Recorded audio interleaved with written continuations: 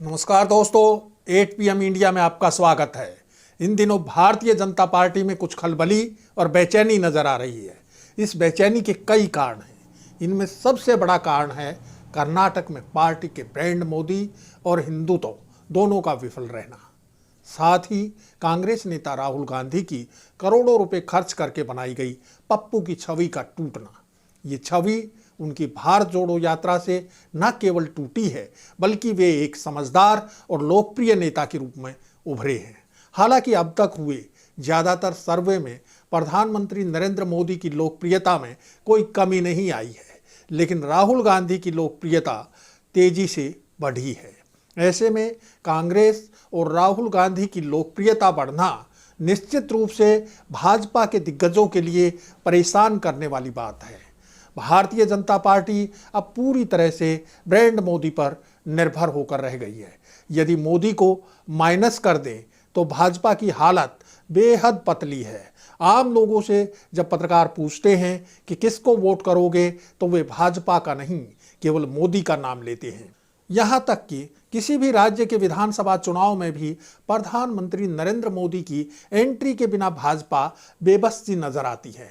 और जब मोदी चुनाव प्रचार में उतरते हैं तो फिर उनके बराबर में पार्टी का स्थानीय नेतृत्व तो दूर, कोई राष्ट्रीय नेता भी खड़ा नहीं दिख सकता। भाजपा के रणनीतिकारों ने कर्नाटक विधानसभा चुनाव में पूर्व मुख्यमंत्री और पार्टी के वरिष्ठ नेता BS येदियुरप्पा को मजबूरी में पोस्टर बॉय जरूर बनाया था, लेकिन मोदी के प्रचार अभियान में उतरने के बाद येदियुरप्पा कहीं नजर नहीं आए। यहाँ भी मोदी जी ने बीजेपी की बजाय अपने नाम पर वोट मांगे थे। बेशक बीजेपी का वोट फीसदी पिछले विधानसभा चुनाव के बराबर रहा है, लेकिन कर्नाटक की हार से राजनीति के बाजार में ब्रांड मोदी की वैल्यू कम हुई है। इसी तरह हिमाचल प्रदेश में मोदी ने अपने नाम पर वोट मांगे थे, लेकिन पार्टी बुरी तरह हार गई।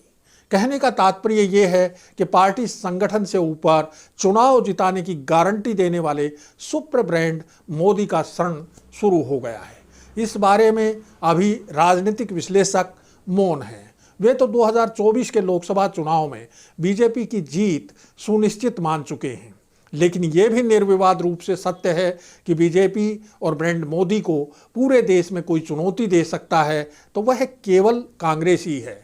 बेशक प्रधानमंत्री नरेंद्र मोदी कांग्रेस मुक्त भारत की घोषणा कर चुके हैं और भारत को विपक्ष मुक्त करने की मुहिम चला रहे हैं, लेकिन 2024 में बीजेपी को राहुल गांधी और कांग्रेस की चुनौती से पार पाना आसान नहीं होगा। भारत जोड़ो यात्रा के बाद से राहुल गांधी लगातार बीजेपी और मोदी पर हमलावर है। हाल की अमेरिका यात्रा में राहुल गांधी ने भारतीय छात्रों को भी संबोधित किया। इस दौरान उन्होंने अपनी लोकसभा की सदस्यता खत्म किए जाने समेत विभिन्न विषयों पर बात की। उन्होंने बातचीत में कहा कि मैं आपके सारे सवालों के जवाब दूंगा, लेकिन प्रधानमंत्री मोदी ने अपने कार्यकाल में एक भी प्रेस कॉन्फ्रेंस नहीं की है। राहुल ने प्रधानमंत्री पर तीखे कटाक्ष भी किए। बीजेपी नेताओं ने राहुल के बयानों को देशद्रोह करार दिया। अब इन्हें कौन समझाए कि सरकार की नीतियों या प्रधानमंत्री की आलोचना करना देशद्रोह नहीं होता। इसी तरह राहुल गांधी से एक सवाल पूछा गया कि केरल में आपकी पार्टी का मुस्लिम लीग से गठबंधन है, क्या मुस्लिम लीग सांप्रदायिक नहीं है? राहुल गांधी ने जवाब दिया कि नहीं, मुस्लिम लीग सांप्रदायिक नहीं है। इसको लेकर बीजेपी के नेता राहुल गांधी पर हमलावर हैं। बीजेपी और संघ मुस्लिम लीग को घोर सांप्रदायिक तथा 1947 के विभाजन के लिए जिम्मेदार मानते हैं। अब सवाल तो ये है कि पिछले 9 साल से देश में भाजपा की मजबूत सरकार है, और यदि मुस्लिम लीग सांप्रदायिक पार्टी है तो उस पर बैन क्यों नहीं लगाया गया? जब केंद्र सरकार PFI जैसे संगठन को बैन कर सकती है, जिसे कांग्रेस का समर्थन बताया जाता है, तो मुस्लिम लीग को क्यों खुला छोड़ रखा है? क्या इसलिए कि मुस्लिम लीग के बहाने देश में सांप्रदायिक राजनीति का खेला जारी रखा जा सके? चूंकि भाजपा और संघ पर भी विपक्षी नेता अक्सर सांप्रदायिकता फैलाने के आरोप लगाते रहते हैं। वास्तव में यदि मुस्लिम लीग सांप्रदायिक पार्टी है तो इसे बैन नहीं करने के लिए क्या बीजेपी सरकार और मोदी जी जिम्मेदार नहीं हैं? वही राहुल गांधी ने एक सवाल के जवाब में ये भी कहा कि बीजेपी को कांग्रेस नहीं देश की जनता हराएगी। यह अपने आप में बहुत बड़ा सच है, क्योंकि बीजेपी जनता की नाराजगी को खत्म करना तो दूर, उसे सुनना और समझना भी नहीं चाहती। इधर विदेश मंत्री समेत करीब आधा दर्जन मंत्री टीवी चैनलों पर राहुल गांधी को बहस के लिए ललकारते दिख रही है। वैसे प्रधानमंत्री नरेंद्र मोदी के अमेरिका दौरे से ठीक पहले राहुल गांधी की यात्रा कांग्रेस की रणनीति का ही हिस्सा है और ऐसा तमाम विपक्षी पार्टियां पहले भी करती रही हैं। कर्नाटक चुनाव के बाद न केवल कांग्रेस में नए उत्साह का संचार हुआ है, बल्कि विपक्षी एकता मुहिम को भी नई ताकत मिली है।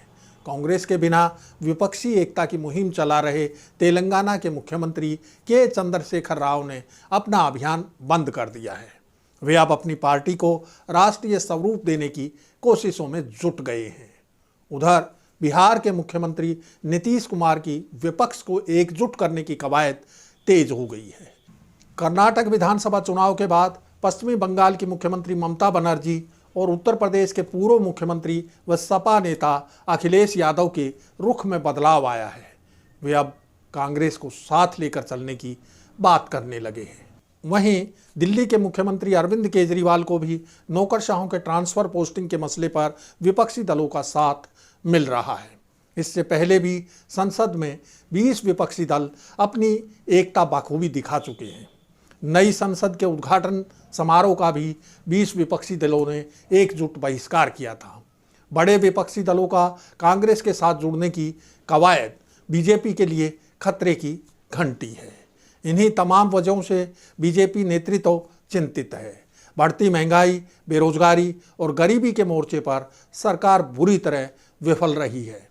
फौज में अग्निवीर भर्ती योजना, सरकारी कर्मचारियों की पुरानी पेंशन बहाली की मांग और निजीकरण के कारण महंगी होती शिक्षा, चिकित्सा इस बार के चुनाव में बड़े मुद्दे बनेंगे और मोदी सरकार के पास इनका कोई जवाब नहीं है। केंद्र सरकार की 9 साल की उपलब्धियों का गौरवगान भी लोगों को आकर्षित नहीं कर पा रहा है। नॉर्थ ईस्ट के राज्यों में बढ़ती बेचैनी, खास तौर पर मणिपुर में 1 महीने से ज़्यादा समय से चल रही हिंसा केंद्र सरकार के लिए बड़ी चुनौती बन गई है। 2024 के लोकसभा चुनाव से पहले 5 राज्यों राजस्थान, मध्य प्रदेश, छत्तीसगढ़, तेलंगाना और मिजोरम में विधानसभा चुनाव होने हैं। यदि बीजेपी को इनमें बड़ी सफलता नहीं मिली तो लोकसभा चुनाव में उसकी मुश्किलें बढ़ सकती हैं। केंद्र की बीजेपी सरकार के पास 9 साल की उपलब्धियों में ऐसा कुछ ठोस नहीं है जिसके बूते पर वोट मांग सके। अंत में हिंदू मुस्लिम सांप्रदायिक ध्रुवीकरण और राम मंदिर निर्माण ही बीजेपी की चुनावी नैया के तारणहार हो सकते हैं। अब समय हो चला है आपसे विदा लेने का, लेकिन उससे पहले आप सभी से एक अपील।